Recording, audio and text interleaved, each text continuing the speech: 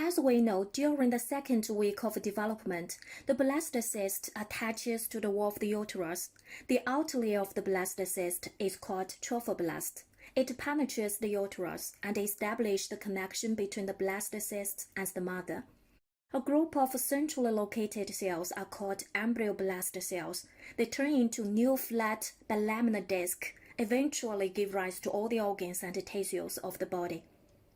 The specification of the inner cell mass and the trophoblast represents the first critical cell lineage decision made during embryogenesis.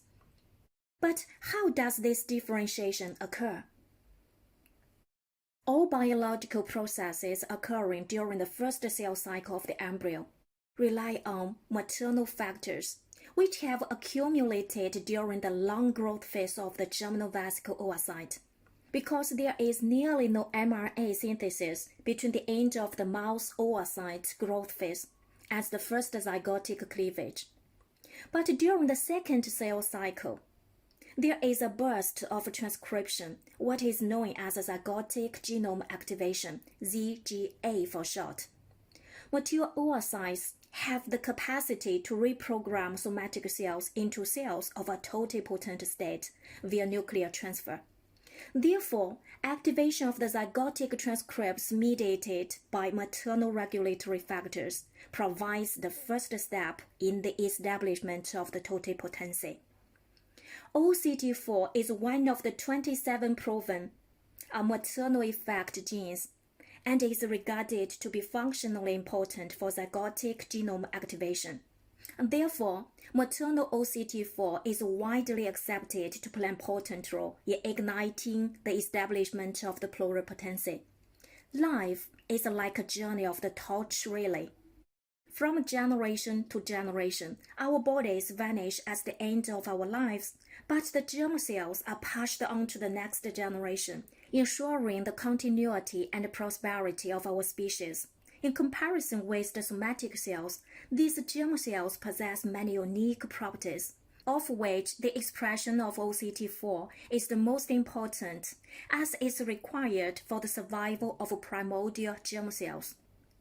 OCT4 is also expressed specifically in the inner cell mass and embryonic stem cells, the cells derived from the inner cell mass. Interestingly, OCT4 is expressed in mouse oocytes as a maternal transcript and protein.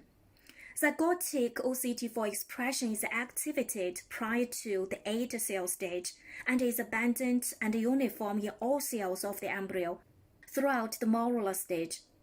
However, as the outer cells of the embryo differentiate into the trophoblast, OCT4 expression is restricted to cells of the inner cell mass in the blastocyst. Loss-of-function experiments show that commitment of cells to the lineage of the inner cell mass requires the expression of OCT4. After implantation, OCT4 expression is maintained in the epiblast.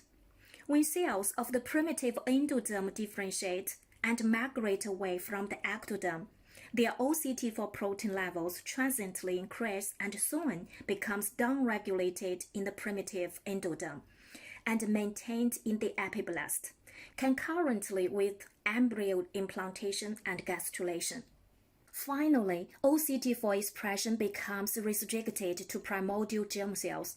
Primordial germ cells give rise to gametes, which following fertilization will develop into a new organism of next generation and complete one cycle of life. Loss of pluripotency in embryos, observed at the onset of the somatogenesis, is coincident with reduction of OCT4 and NANOG expression and can be rescued by ectopic OCT4 expression. In addition, the inner cell mass also expresses SOX2, an HMG box-containing factor highly related to sex-determining region of the Y chromosome. Experiments have shown that SOX2 and OCT4 regulate the expression of FGF4 protein in the inner cell mass, which is required for differentiation of the trophoblast. Thus, cell interaction occurs between these two nascent populations of cells that are essential for specifying their fate. Recently, numerous studies found that after genetic removal of maternal OCT4 in oocytes, these female mice were found to be fully fertile. The offspring had deletion of the maternal OCT4 allele, clearly demonstrating that maternal OCT4 is not the essential cause sparking inner cell mass and trophoblast lineage separation. How OCT4 is activated in the embryo remains an open question.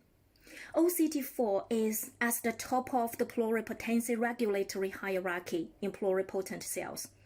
It forms a positive feedback loop and is essential to maintaining pluripotency, but is not required for initiating totipotency in embryos. Therefore, understanding how early embryos activate OCT4 expression is key in clarifying what determines whether a blastomere forms inner cell mass and trophoblast. Thanks for listening.